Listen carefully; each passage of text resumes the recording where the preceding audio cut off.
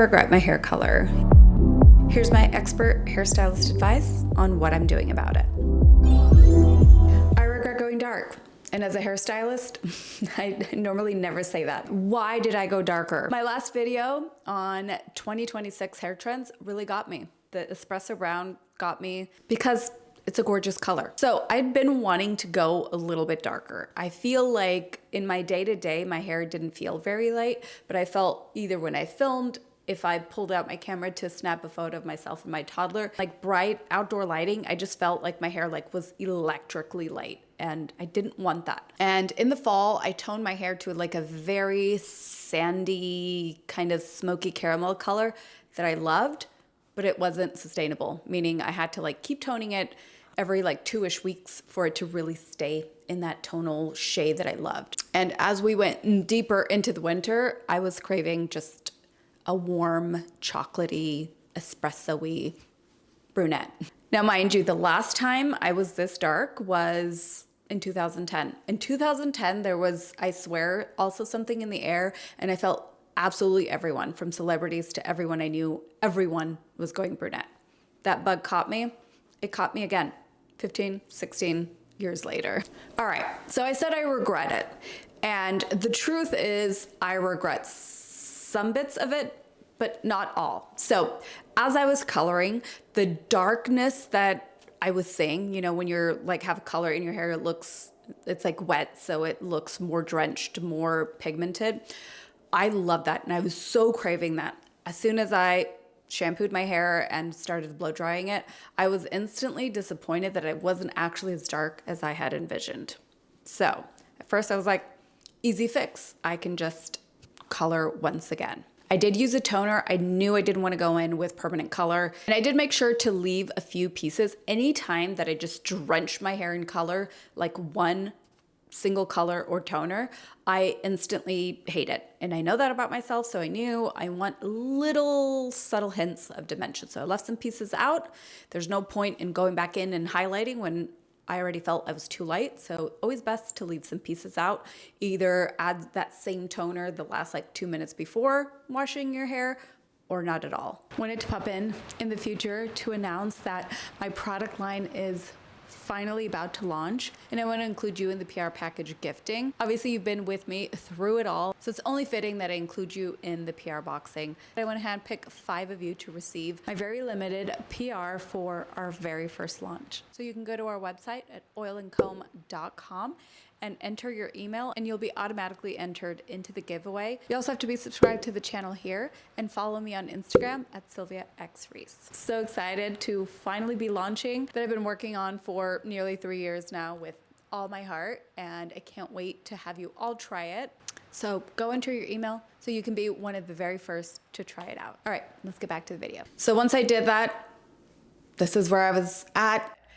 I prefer when there is some sort of lightness around my face, and I feel like there's still some residue here, but I feel like the ends are so dark, and it feels like they fade to nothing. And I'm like, what is this? I felt when I looked at the actual hair, in the mirror, the color of the hair, I didn't hate it, but the color on me, that was a whole different story. And this is where I really decided I'm gonna sit with this. Normally in the past, one thing I would have done instantly would have been to re-highlight or to add some brightness back in. And not that I think that lighter looks better, but that's where I came from, so it's easier to go back to that. And this cycle I see so often, both in the salon with my clients, but probably more so in my virtual consults. Yes, I offer virtual consultations. If you have questions about your hair, you can even love your hairdresser but want a second opinion. Regardless, it's such a gratifying part of what I do. So seeing more deeply what clients are actually craving, what they're actually not liking, and then when it happened firsthand to me, instead of jumping to my comfort zone and instantly changing my hair like I would do always, I thought, let me actually go through and decipher what it is I don't like, what is it that I do like, because it was kind of confusing in that when I looked at the hair, it wasn't as dark as I wanted it to be, but on me, it was too dark and it felt foreign. So finally, I was like, I want to do something for my hair that makes me feel better about it, but once again, without going back to my comfort zone. So I did a clarifying treatment. The one I posted here is slightly a color remover, so I left this on very, very little time. And then I went in with a high gloss mask. This one by Redken, if you haven't tried it, it is incredible. So I did that, but it gave me this kind of like boost of confidence. Then I wasn't seeing the damaged hair. My hair looked healthy, it looked silky. And then I could look at my color a little more objectively and not so like, I hate all of my hair. And this is the key kind of turning point, and if you take anything away from this video, is when you go into the salon, if you have a haircut or color that you don't like and you're going into the salon and you're a little frustrated on how am I going to explain what I don't like. If I was the client in that situation going into the salon, what would that hairdresser have given me? Some highlights back in, because how else is she going to help me if I'm like, it's too dark, it's too warm, it's too whatever. That would have been the solution, right? But deep down, I also knew that I didn't want to do that. And oftentimes that's the issue, is you go into the salon and you don't exactly know what you want. And again, not blaming the client. This is meant to empower you so that you can really fully understand what is it that you want in your hair. But I realized I had never done that with myself. I realized also this video was sounding like therapy for hair. And maybe it is, but I also felt I've never shared this kind of behind the curtain kind of aspect of hair. And I think it's really important, because I think online we're always looking for a formula, for a fix it, for all of that. And that's not always the answer is my point. So what did I do? What changed? Where are we now? After the gloss, it gave me a lot more confidence that, okay, I actually don't hate my hair. What I hate the most about it, and then it was very clear, was the warmth. It was way too warm for how dark it was. When I'm blonde and golden, I can stand gold, I couldn't stand red. I guess that was my light bulb moment. I went in with Redken's Shades EQ in shade 06T. It's a very intense color. This on any sort of highlight would not look pretty unless it's, I guess, the highlights were as dark as mine or as golden and warm as mine. If you were to put this on a like bright, even my hair color, what it looked like a month ago, that my highlights would have been green. This is only good for that very warm, very overly red kind of brown. So excellent formula for that, and only for that. Left that on for 20 minutes, shampooed and conditioned, and here we are. I did add some extensions just for essentially the purpose of this video. They are literally just clip-ins. So how do I feel about the hair now? Honestly, I'm satisfied with the color. I'm satisfied with the health and the journey that I'm on with my hair. The fact that I didn't just resort back, because I know how much damage that adds just to be exactly where I was at before. I might get the itch to go just a smidge lighter, maybe in the summer, who knows? I'm also keeping in mind that my hair will just naturally fade as I shampoo.